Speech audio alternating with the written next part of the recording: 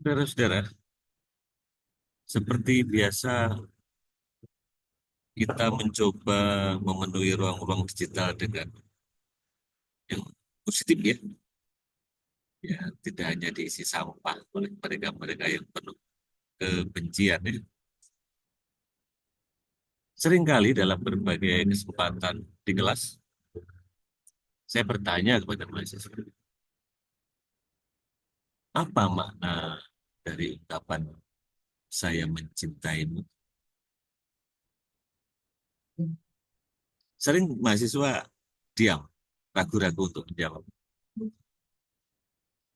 Kemudian saya jelaskan, itu sejatinya doa. Saya sehari-hari sudah tidak berkumpul lagi dengan anak-anak saya. Jadi kalau saya mencintai para mahasiswa seperti saya mencintai anak-anak saya sendiri, itu doa.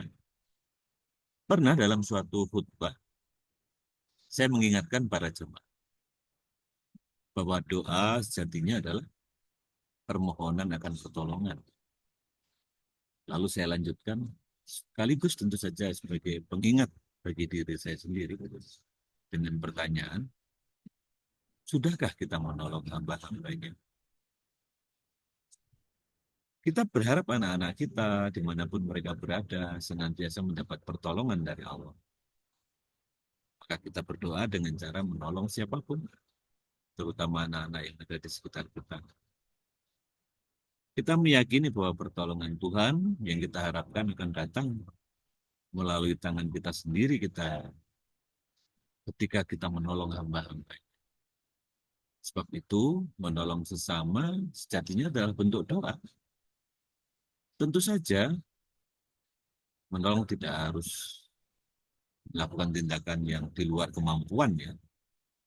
Nggak mungkin. Bukan tidak harus ya, tapi tidak mungkin.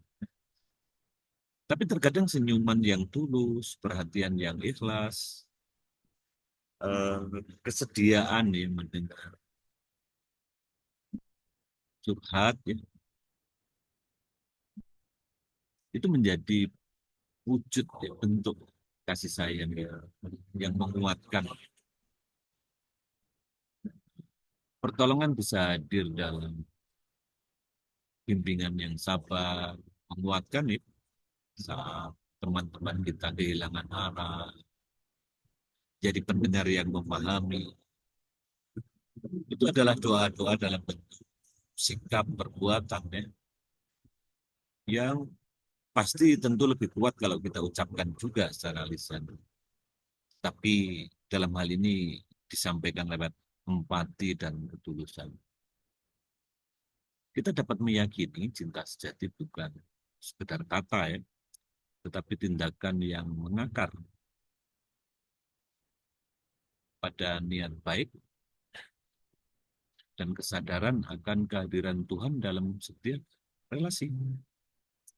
Ketika kita mencintai mahasiswa, anak-anak, siapapun yang di sekitar kita karena Allah, maka setiap pertolongan yang kita berikan kepada mereka menjadi bagian dari harapan yang kita panjatkan untuk orang-orang yang kita cintai. Nah, yang menarik kalau kita bicara isu korupsi nih, masih tren ya. Jadi kira-kira para koruptor itu doanya apa? Tuhan, aku tahu aku sudah menyengsarakan banyak orang atau akan menyengsarakan banyak orang. Tapi mohon juga lah anak-anakku dilindungi dari kesengsaraan. Tuhan, aku akan mengambil atau sudah mengambil yang bukan hakku. Gimana ya mereka berdoa? Bisa nggak mereka berdoa? Tuhan, jangan diambil haknya anak-anakku. Bisa. Ya, doa bisa lahir dari ketakutan ya, dari cinta yang sempit. Ya, dia pikir mencintai keluarga itu. Saya juga suka bercanda kepada para mahasiswa ya di kelas. Ya, kita kan harus selalu serius dengan isu-isu yang berat ya. Kalau mahasiswa lagi LDR gimana? Jadi supaya cinta kalian hangat walaupun berjauhan, sekali-sekali menghangatkan kasih teman yang dekat ya. Yang penting nggak ketahuan. Ya para mahasiswa sekalian, inti dari pembahasan kali ini adalah tentang inti dari pembahasan kali ini adalah bagaimana kita menghidupkan hati. Ya. Logika saja nggak cukup. Para koruptor itu pelaku kejahatan. Mereka punya 1.000 alasan. Jadi kalau di debat mereka juga nggak mau kalah ya. Mereka bisa bayar pengacara ya untuk melawan hakim, melawan jaksa. Ya. Jadi sebetulnya pemberantasan korupsi itu bukan masalah yang sederhana ya. Ya, perlu doa pasti, perlu doa.